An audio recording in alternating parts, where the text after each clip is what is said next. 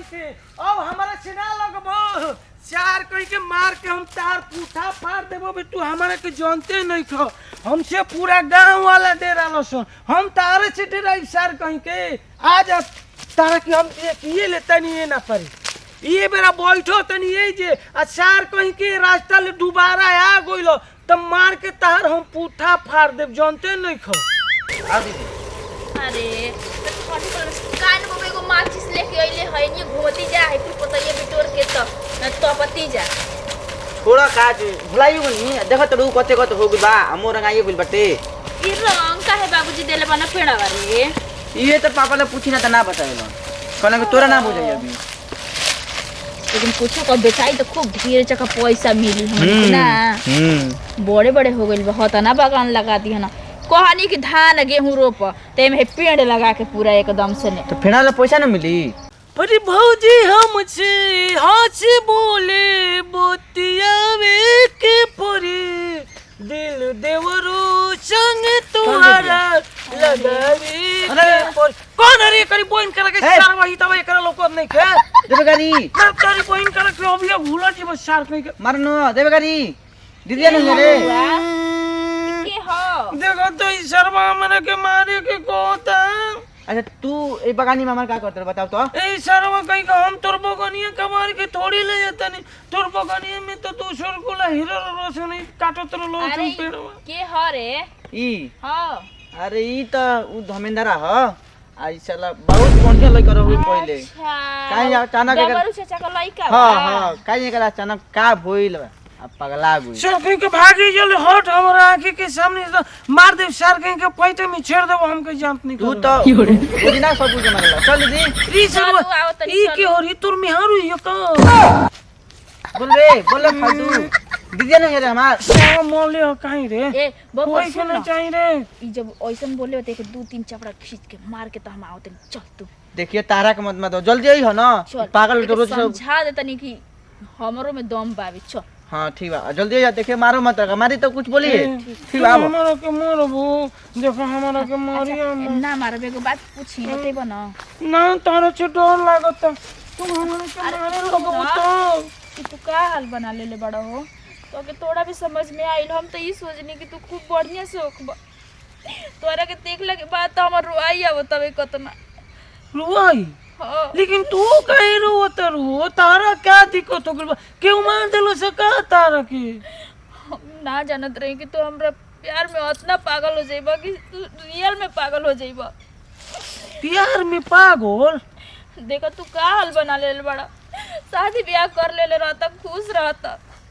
तू हमरा चक्कर में इतना होइसन हो जाइबा हमरा कभी विश्वास ना रहे हम तो सोचत रही तू हमरा संगे मजाक करत हवा ई दुकान हमसे ना बको तरु देखो क्यों से प्यार ना कोई जाला ई जो गंदा बात हो ठीक नहीं के सुना कहत रही ना कि का कहीं कुछ हमरा समझ में नहीं क्या तू एगो काम करो ना इलाज करावा और ठीक हो जा इलाज और अपन माई बाबू ले कोई के शादी ब्याह करके लेकिन तो हमारा तो कुछ होइल होई नहीं कि तो हम इलाज काथे के कराई हम तोरा ये हालत हमरा देख नहीं के जात अब हम का बताई कि कितना मजबूर बानी कि तोके दवाई बीरो भी ना करा सकी ना लेकिन तू रोवत काहे बारू तार परेशानी का बतर के कोनो मरलो सो तो बोलो उछरवा कि हम मारम बोलो तो कौन छरवा मरलो सो तारा के तू काहे ऐसन बन गइल बा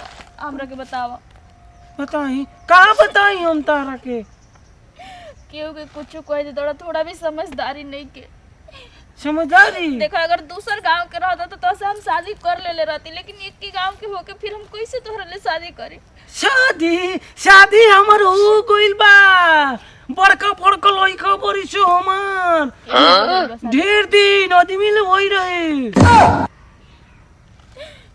तू एगो काम कर हां तू घर चला हम तोरा माई ले कह के आ तोर बढ़िया ले इलाज करवाई कहीं हम घरे जाई हम एनिए घूमिला त हमर दूसर को दोस्त मित्र भेटल सन तो उनी संग हंसीला बोलीला बतियाइला हम टाइम पास हो जाला हम घरे जाके का करब हमरा के केहू निमन से खानो ना देवेला तो हम तो सोचत रही कि लड़का एगो लड़की के साथे खिलवाड़ करेला लेकिन हमके ई ना पता रहे कि कोनो हतना हद तक चल जाला कि अपन जिए के इरादा ही बदल देला।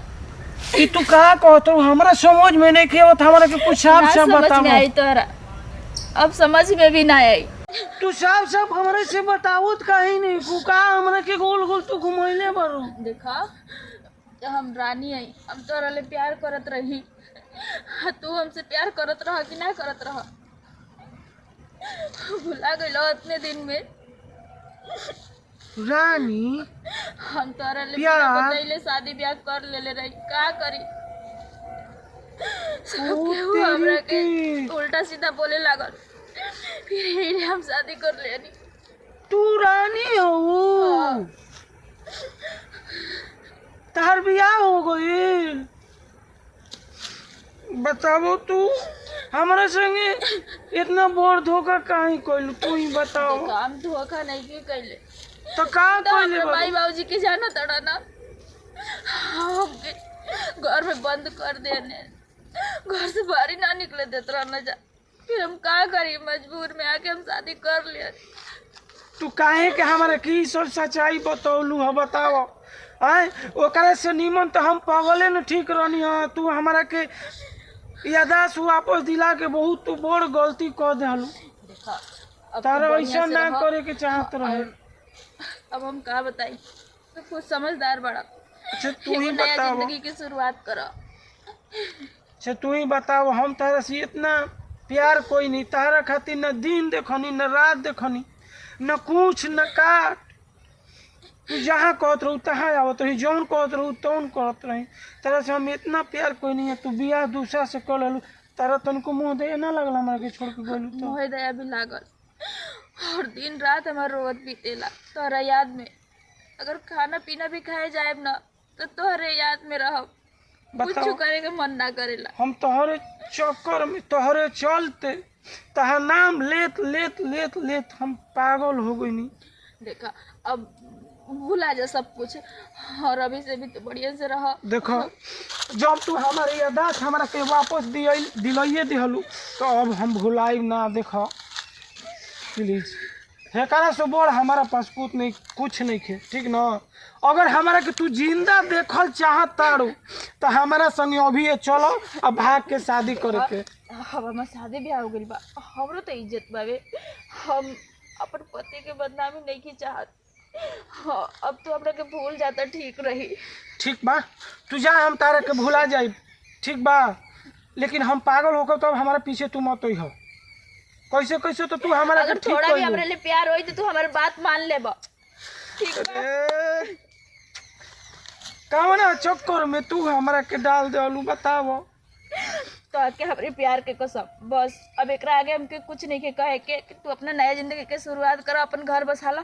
हम जाता नहीं, बबुआ उजे खड़ा बा, अभी आ जाई। ऐसे केहू के प्यार के बंधन में ना बांधल जाला, ठीक ना। हम नहीं अगर की चाहत। बांधल जाला तो निभावल जाला। हम मानत नहीं, लेकिन हम नहीं की चाहत कि तोरा और दुख होके, ठीक बटे। अगर फिर से पागल हो जाई तो रे तोरी बहन करा के सारा ये तोरी बहन करा के फिर से हमारा के पागल कर दो। ये झूठो का चल आ गरी माई के साथ ही तो ये गरी माई के साथ को जो हमरा संगे जोई के ना रहे तो काहे के आई लियो बेटा जी हो ना मारब सर के मुँहे जे ई में हारो ठीक नहीं के पहुँचे एकरा के पीली से बदल अब देख लियो। हमारे माथा गरम कतल एकदम के जानी कहाँ से आई और के दोबारा पागल को के चल गई। रे तेरी बहन का लगे सुन रहा